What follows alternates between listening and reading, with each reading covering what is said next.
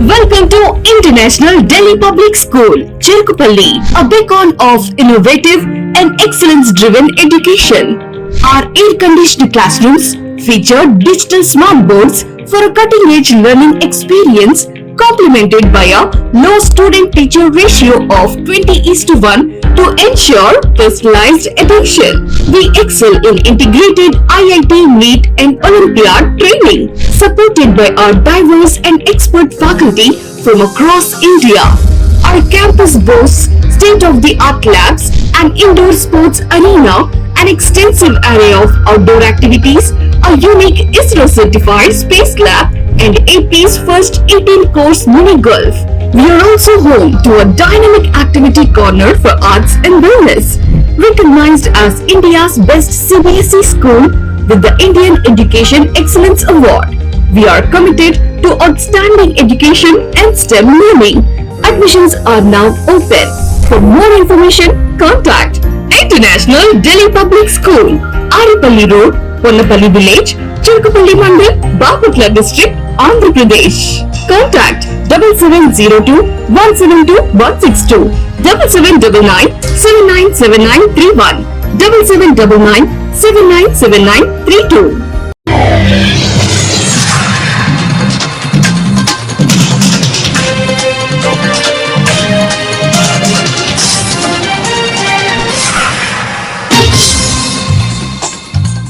నమస్కారం, city news కి స్వాగతం. ఈనాటి వార్తా విశేషాలు. చిరిగంజ మండలంలోని కడవకుదురు గ్రామంలో సోమవారం సాయంత్రం ట్రాక్టర్ రివర్స్ పోటీలు గ్రామ పెద్దలు సమక్షంలో పోలేరమ్మ ఆలయ ప్రాంగణంలో నిర్వహించారు. తక్కువ టైంలో వెనకకు వెళ్లిన ట్రాక్టర్ కి మొదటి బహుమతి కేశవ నాగార్జునకు ఇవ్వటం జరిగింది. ఈ పోటీలో 20 ట్రాక్టర్లు పాల్గొన్నాయి. ఈ కార్యక్రమంలో కడవకుదురు గ్రామ పెద్దలు, ప్రజలు పాల్గొన్నారు.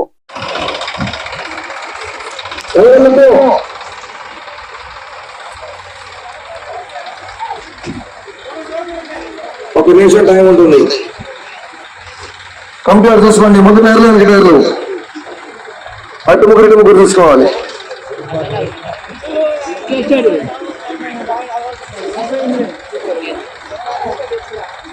కంప్యూటర్ చూసుకోండి.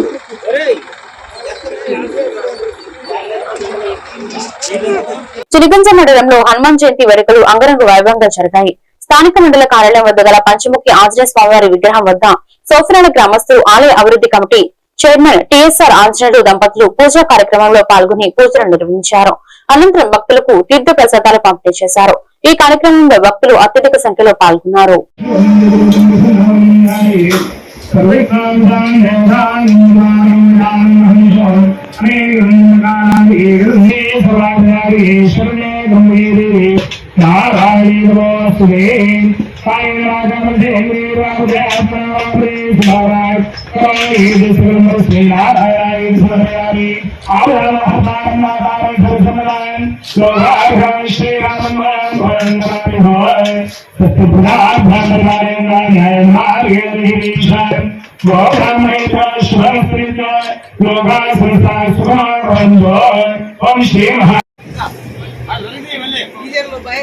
మాట్లాడుతున్నా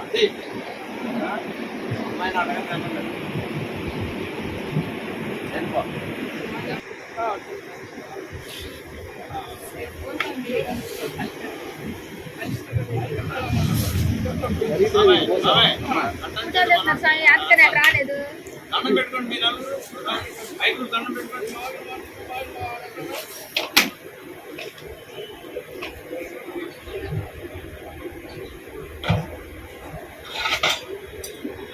తాడికొండ శ్రీనివాసరావు మాస్టర్ యూటీఎఫ్ అభివృద్ధికి ఎంతో కృషి చేశారని బాపట్ల జిల్లా యూటీఎఫ్ అధ్యక్షులు జె వినయ్ కుమార్ అన్నారు. తల్లపల్లి స్థానిక యూటీఎఫ్ కార్యాలయంలో ఆయన 5వ వర్ధంతి సందర్భంగా ఆయన చిత్రపటానికి పూలమాలలు వేసి ఘనంగా నివాళులు అర్పించారు. ఈ సందర్భంగా బాపట్ల జిల్లా యూటీఎఫ్ కోశాధికారి వెంకటేశ్వర రెడ్డి మాట్లాడుతూ శ్రీనివాసరావు సేవలు అభినందనీయమన్నారు.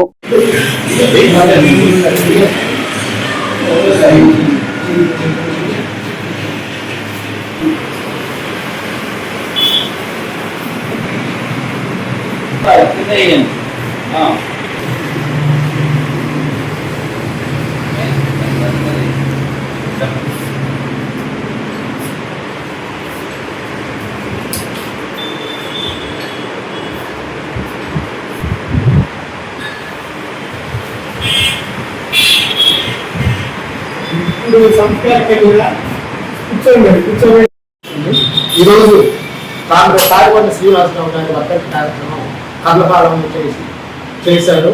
చాలా ఈ కర్లపాలెం మండల శాఖకి జిల్లా శాఖ పక్షాన ఉద్యమ అభినందనలు తెలియజేస్తూ తాడికొండ శ్రీనివాసరావు మాస్టర్ గారికి యూటీఎఫ్ జిల్లా శాఖ పక్షాన జోహార్లు అర్పిస్తున్నాము. ఈయన యూటీఎఫ్ స్థాపించిన దగ్గర నుంచి కూడా బాపట్ల కర్లపాలెం ప్రాంతం పెట్టుబడి ప్రాంతాన్ని యూటీఎఫ్ బలోపేతం చేయడానికి ఎంతగానో కృషి చేశారు.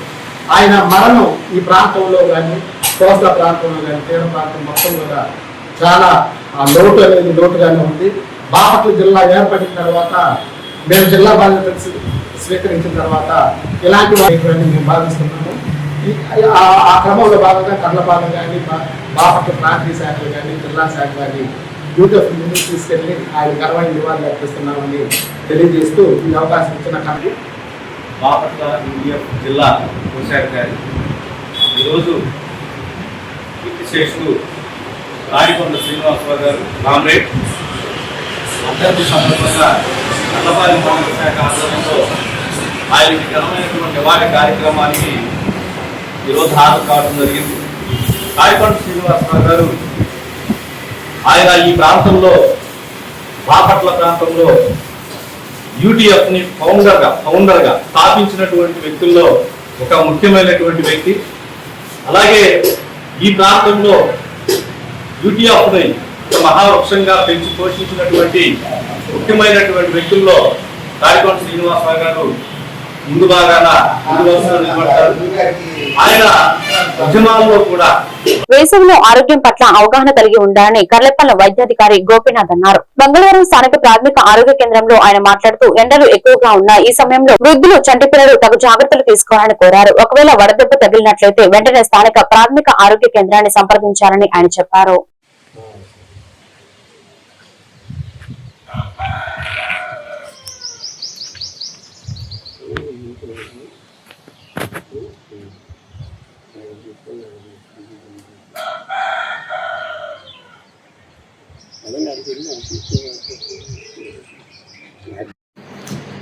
నమస్కారం, గుడ్ మార్నింగ్ అండి అందరికీ. This is doctor Gopinath, medical officer, primary health centre Karlapalem. ఈరోజు మెయిన్గా ఈ ముఖ్య ఉద్దేశం ఏంటంటే సమ్మర్ సీజన్ అన్నది టెంపరేచర్స్ చాలా ఎక్కువ ఉంటున్నాయి.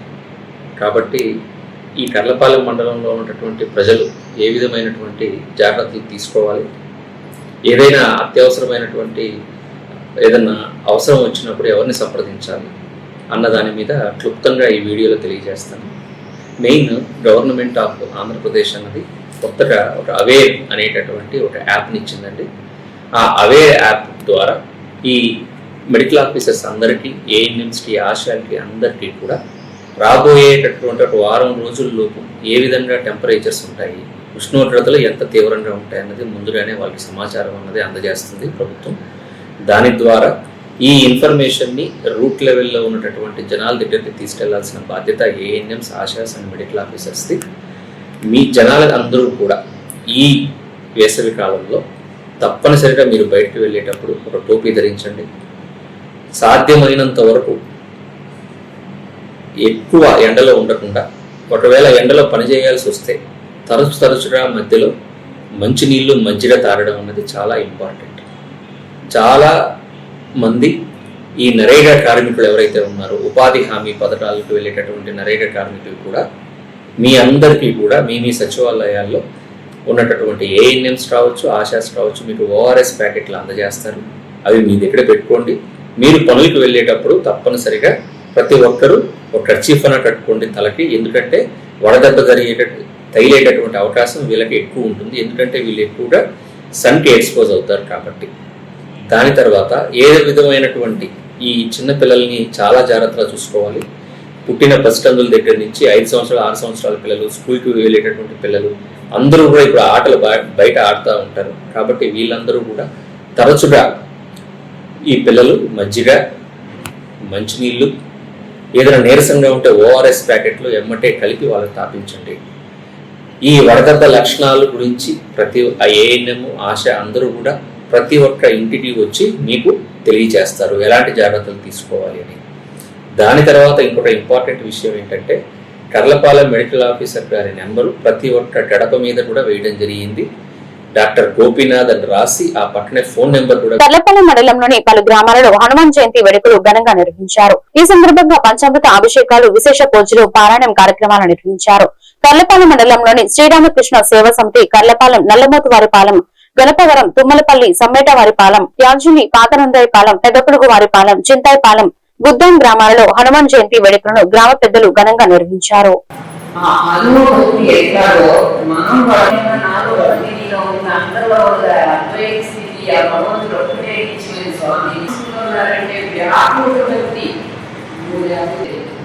ఇక్కడ ఉండగానే ఆ మానవత్వం నుంచి మానవత్వంగా ఉండాలని అంటే స్వామిజీ ఏం చెప్పారు, మానవ సేవయే మానవ సేవ.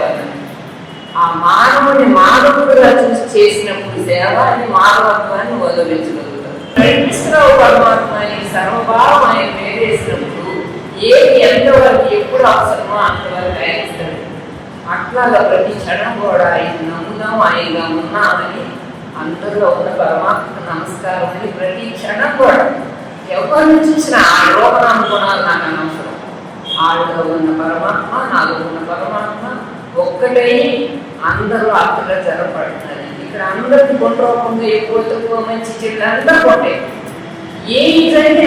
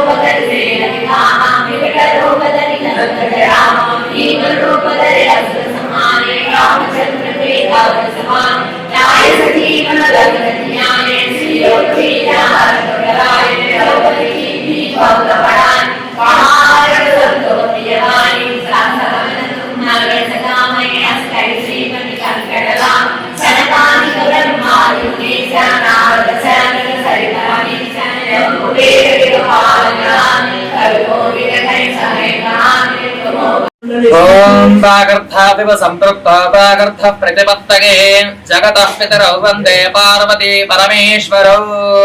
శ్రీ పార్వతీ పరమేశ్వర స్వామి దేవతాభ్యో నమో నమః. శ్రీ గురుభ్యో నమః. హరి ఓం. జై శ్రీరామ్, జై జై శ్రీరామ్. మన గ్రామంలో వేంచేసి ఉన్న శ్రీ పెద్దింటమ్మ తల్లి దేవస్థానంలో ఈ రోజు హనుమత్ జయంతి సందర్భంగా స్వామివారికి పంచామృతాలతో అభిషేక కార్యక్రమం జరుగుతుంది. కావున భక్తులందరూ కూడా ఈ యొక్క అభిషేకాన్ని తిలకించి స్వామివారి యొక్క కృపకు పాత్ర కావలసిందిగా కోరుచున్నాము. అలాగే స్వామివారి అభిషేకం తర్వాత తీర్థ ప్రసాదాల వితరణ జరుగుతున్నది. కావున భక్తులందరూ కూడా ఈ యొక్క స్వామివారి కార్యక్రమంలో పాల్గొని తీర్థ ప్రసాదాలు స్వీకరించి స్వామివారి యొక్క కృపకు పాత్ర కావలసిందిగా జై శ్రీరామ్. పర్చూరు మండలం పర్చూరు గ్రామంలో వెంచేసి ఉన్న శ్రీ అభయాంజనేయ స్వామివారి జయంతి కార్యక్రమం సందర్భంగా స్వామివారికి పంచామృతంతో స్వామివారికి అభిషేకం కార్యక్రమం నిర్వహించారు. అలాగే పూజా కార్యక్రమాలు, భక్తజనానికి భోజన కార్యక్రమాలు నిర్వహించారు. ఈ కార్యక్రమంలో భక్తులు భారీ ఎత్తున పాల్గొని స్వామివారికి దర్శించుకున్నారు. ఈ కార్యక్రమంలో కమిటీ సభ్యులు, భక్తులు, ప్రజలు పాల్గొన్నారు.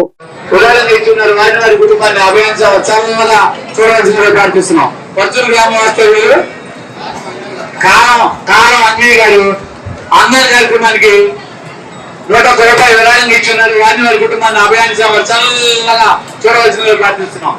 కార్యక్రమానికి 101 రూపాయలు అభయాన్ని అందరి కార్యక్రమం ఇచ్చారు.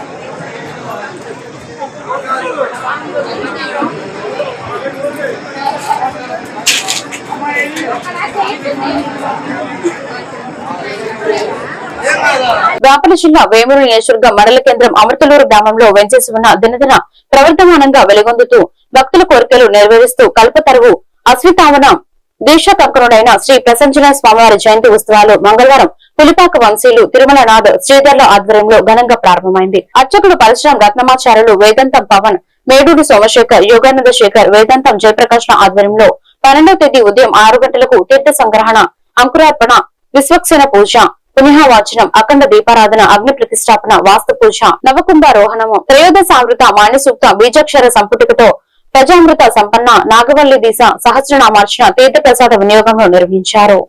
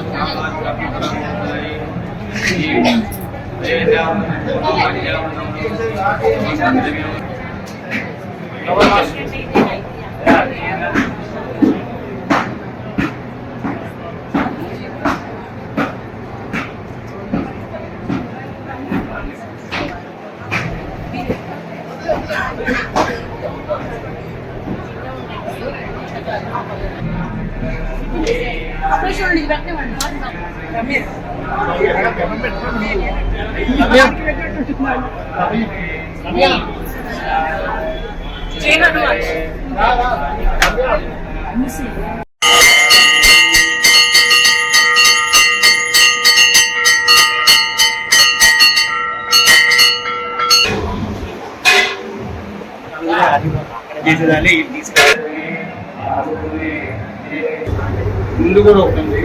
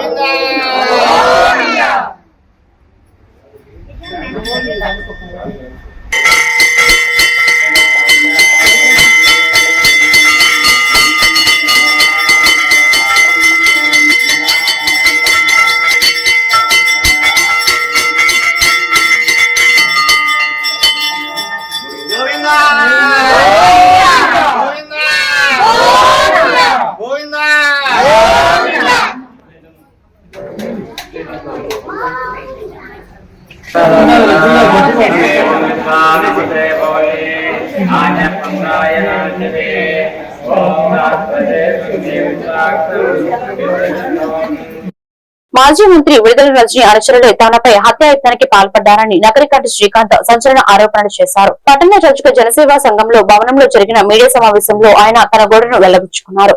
శ్రీకాంత్ పై జరిగిన దాడిని రజక సంఘం నాయకులు తీవ్రంగా ఖండించారు. మే 3వ తేదీ రాత్రి 11 గంటల సమయంలో రజక కాలనీ వద్ద సుమారు 12 మంది ముసుగులు ధరించి రాళ్లతో దాడి చేశారని శ్రీకాంత్ తెలిపారు. వైసీపీ పల్నాడు జిల్లా యువజన విభాగం అధ్యక్షుడు కందుల శ్రీకాంత్, మాడుగుండ శ్రీకాంత్ రెడ్డి, ప్రభుదాస్ నాయుడు తదితరులు ఈ దాడిలో పాల్గొన్నట్లు ఆయన పేర్కొన్నారు. విడుదల రజనీ పార్టీకి చేస్తున్న నష్టాన్ని హైకమాండ్ కు తెలియజేస్తున్నారనే కక్షతో ఈ దాడి చేయించారని శ్రీకాంత్ ఆరోపించారు. గతంలో ఒక నర్సు బదిలీ కోసం రజనీకి 3 లక్షలు ఇచ్చారని, ఆ డబ్బులు అడిగితే తనను ఇబ్బంది పెడుతూ కాలయాపన చేశారని తెలిపారు. నా పేరు నైర్గంటి శ్రీకాంత్. నేను చిలకలూరుపేట 9వ వార్డు రవికాంత్ నివాసం ఉన్నాను. 3వ తారీఖు నైటు 11 గంటల సమయంలో నా మీద దాడి జరిగింది. మంకీ క్యాపులు పెట్టుకొని వచ్చి దాదాపు 7 మంకీ క్యాపుల్లో ఉన్నారు, 5 కచ్చీపులు కట్టుకొని ఉన్నారు.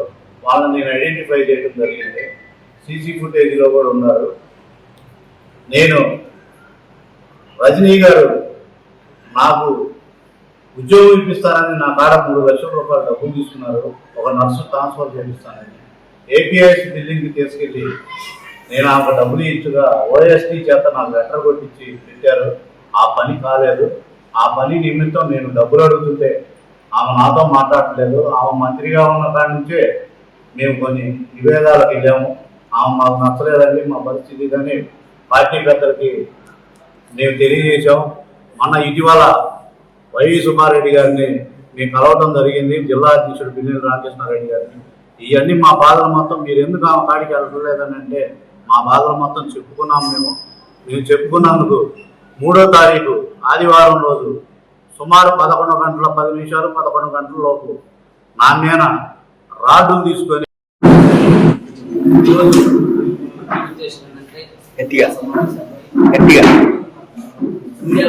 మీడియా సమావేశానికి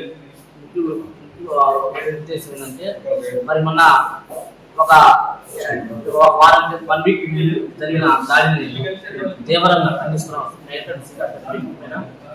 మరి ఆయన వైఎస్ఆర్సీపీలో ఎంతో కష్టపడి ఒక బీసీ మహిళా నియోజకవర్గంలో రాక వచ్చింది, స్వతంత్రం వచ్చింది. 70 సంవత్సరాలు కలిసిన వాడు బీసీలకి ఎవరికి ఎమ్మెల్యే సీట్ ఇవ్వలేదని, మరి ఆమె వచ్చింది 2019 సీట్ వచ్చిందని, మరి ఎంతో పట్టణంలో బీసీలందరినీ ఏకం చేసి ఆమెను గెలిపేయటం జరిగింది. ఆ గెలిపించిన బహుమతిగా ఈరోజు నువ్వు నీ పక్క అనుచరులతో దాడి చేపిస్తావు. ఒక బీసీ సోదరులైన నువ్వు నిజమైన బీసీ మహిళవైతే ఈరోజు బీసీల మీద నియోజకవర్గం దాడులు చేపిస్తావా నేను అడుగుతున్నా. ఎందుకని నువ్వు ఖండించలేదు ఇప్పుడు వాటికి? అతను కూడా పార్టీలో ఉన్నాడు.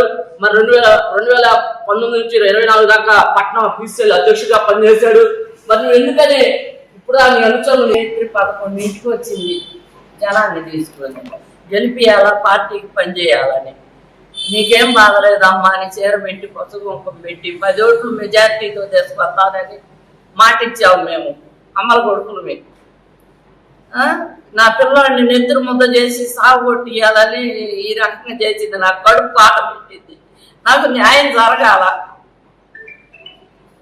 ఎస్టీ కేసులు పెట్టించుకున్నాము, కేసులు చుట్టూ తిరిగాము, ఎంత చేశాము ఎంత చెందాము ఆమెకు తెలుసు.